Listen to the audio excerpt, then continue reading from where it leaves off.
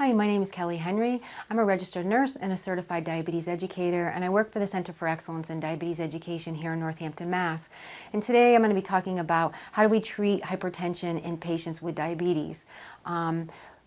We treat, luckily, the hypertension the same way as we treat diabetes when we're looking at lifestyle. We want a healthy meal plan, we want a healthy amount of activity, and stress reduction. Unfortunately, with hypertension or high blood pressure, a lot of times we really need to treat it with medications.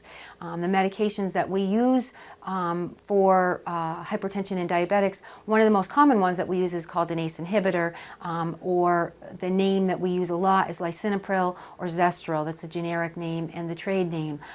This drug is actually used widely with patients with diabetes because it does three things. It, one, treats diabetes, treats hypertension and lowers the blood pressure to a healthy range, and it also gives heart protection, so it actually gives people a little protection against heart disease. And then the third thing that it does is it actually prevents protein spilling in the kidneys or into the urine from the kidneys.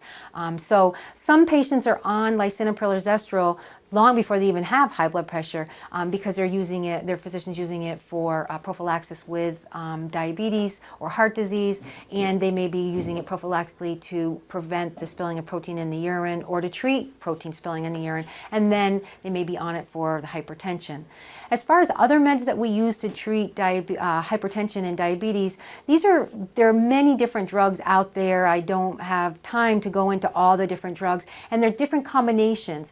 This is best treated with your primary care practitioner and all the other things that are going on with your body. There can be different drugs that work in different ways. Some of them work to tighten up potassium control or sodium control, and these are all electrolytes that we have in our body that need to be balanced properly. And some people lose potassium with some drugs or sodium with others, and we have to be careful with that balance.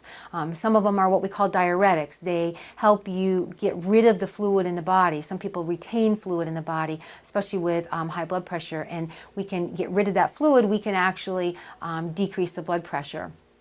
So there's lots of different meds, they work in lots of different ways, and it's best treated by meeting with your practitioner and seeing what they feel is best for your body and your case and all the different things that may be going on with you.